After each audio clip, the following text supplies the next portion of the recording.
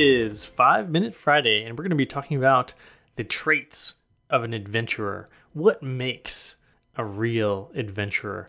I've been studying and talking to the world's greatest adventurers and history's biggest explorers, and I just wanted to take a look at what makes them who they are. So an adventurer, first of all, is curious. They'd rather talk to and learn about different people than ignore or avoid something they don't understand. An adventurer is patient. With lines and border crossings and different customs, they really need to exercise their patience frequently, but they don't really like bureaucracy. An adventurer is healthy. The only way to go on a big epic adventure is to be durable. That's what Mike Spencer Bound said, that what allowed him to become history's most traveled man was because largely he has a great immune system and could eat pretty much anything in any country he was in. Adventurers understand the system and how to play. When they're in different parts of the world, they know whether there are bribes or gifts needed, or they know that Polaroids, for example, are great ways to build rapport with a border guard. Adventurers are mentally tough. They can keep going for hours and days in uncomfortable situations to help them get to the place where they're going to go, the top of the mountain. They often don't show their fear. When facing a steep cliff or rebel army patrol, they assert their authority, whether it's for themselves or for the benefit of their party. Adventurers use humor to smooth the way. It's easy to get out of tight situations when you're relying on humor, the human element, to connect with people. Adventurers stay alert. They trust their instinct that they've honed over the years, and they're paying attention to any possible risks and on top of the situation that's going on around them. And they also know how to read people and situations to understand the different dynamics of what's going on, whether it's out in the wilderness or in a group of people. Adventurers are really good listeners, and they're good at gathering key information like which borders are open or what the snow conditions are like or what time of year is best to go to a certain place. Adventurers are great storytellers. Of course, they have all kinds of experiences to draw from, so they have a lot of good stories. But they're also well practiced because telling a good story is one of the best ways to get invited on another adventure. They're problem solvers. They're not worried about sticking to any particular set way of doing something as long as it works. They're more concerned about the results. Adventurers celebrate awe and wonder along the way. They take time to slow down and appreciate the sunset over the Grand Canyon or a new sound or smell or sights.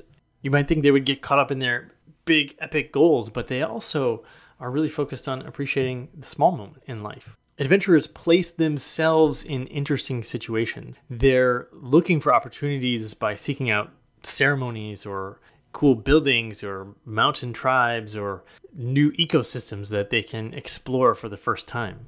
Adventurers are really good at connecting with people of all kinds of different socioeconomic levels, nationalities, stations in life. Because they have such a broad array of experiences, they can really connect with almost anybody. Adventurers are a little crazy and a little obsessed. When they get an idea in their head, they won't stop until they make it happen. And sometimes this results in a world record, and sometimes they disappear into the jungle, never to be heard from again. Adventurers know they're a rare breed. They know they're something special, but they also don't see themselves as superior. Adventurers are honest about their reality and about the situation they find themselves in. If they're in a tight spot, they don't get hung up on wishing it were different. Adventurers say yes to opportunities. Adventurers join people on their adventures. And you don't always have to be leading the adventure, but you can say yes and join someone else who's put together a cool adventure. Adventurers often operate within the framework of a quest. They have some overarching mission that they're trying to achieve, like visiting all the world's countries or climbing the highest peak on each continent. And adventurers, as their storytellers, they help other people expand their worldview and horizons. Adventurers come back from their adventures as changed individuals. They come back with a story, but they come back with skills and ideas and inspirations and things that they've seen, and they can bring that to their community, to their family, to their neighbors, And this in turn inspires more adventure, more creativity, more problem solving, and different ways of looking at the world. So adventurers are the connection between some communities and the rest of the world.